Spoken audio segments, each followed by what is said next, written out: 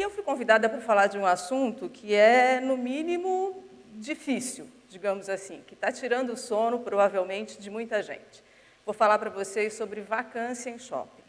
Um assunto que até pouco tempo atrás, até 3, 4 anos atrás, realmente não preocupava ninguém, mas que agora se tornou um pouco mais complicado. A gente levou de 1966 até 1990 para construir 71 shoppings, foi quase um shoppingzinho de cada vez.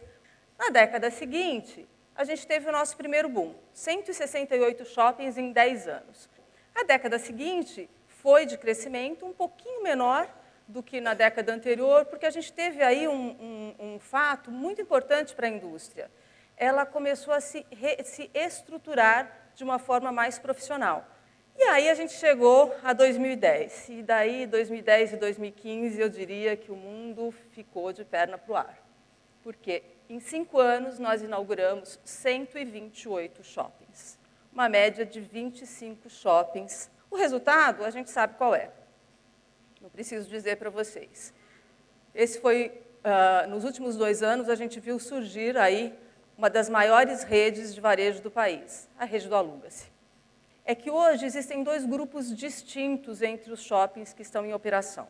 Um grupo é o grupo formado pelos shoppings que já estão, digamos assim, consolidados. E aí eu fiz um corte no ano de 2012.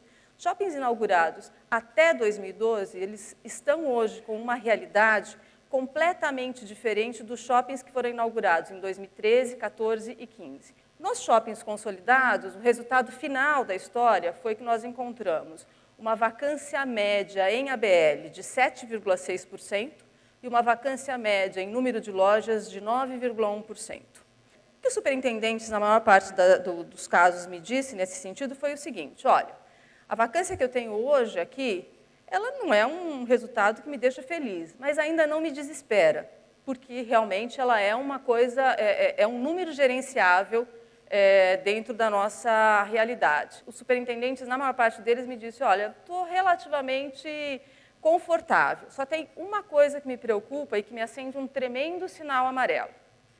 A minha lista de espera acabou. Ou seja, daqui para frente, se eu perder mais varejistas, eu vou ter muito mais dificuldade de repor do que eu tive no passado. Quais são os shoppings que estão sofrendo mais? E aí quem sofre mais são os pequenos, são os shoppings que têm menos de 20 mil metros de ABL. Eles sofrem mais por quê? Muito provavelmente porque eles têm um poder de negociação menor, a força dele para que ele possa reter o varejista é menor, e novamente porque muitos deles estão nesses mercados secundários que ficaram superofertados e aí a concorrência deve estar afetando, que é o grupo dos shoppings que foram inaugurados em 2013, 14 e 15. Esses shoppings estão numa situação completamente diferente, representam um mundo completamente diferente e, muito provavelmente, estão contribuindo para contaminar, de algum modo, a visão que o empresariado e o próprio consumidor têm do setor como um todo. E o que aconteceu aí em termos de vacância? Essa é a realidade hoje desses shoppings. 45% das lojas, em média, estão fechadas. Ou seja, os shoppings não conseguiram ocupar praticamente metade dos espaços que foram lançados nos últimos anos. E aí, a pior região é a região norte, porque foi justamente onde a gente teve, proporcionalmente, a maior expansão. Levar o consumidor para o seu shopping a primeira vez é fácil, ele vai pela curiosidade. Fazer com que ele volte de novo, se ele ficar decepcionado nessa primeira visita, é muito difícil, vai te custar muito caro. A pergunta era: quanto a gente tem de área vaga hoje no país? O resultado está aí. Se eu pego os consolidados, eu tenho 9,1% de espaços vagos. Se eu pego os novos, eu tenho 41%.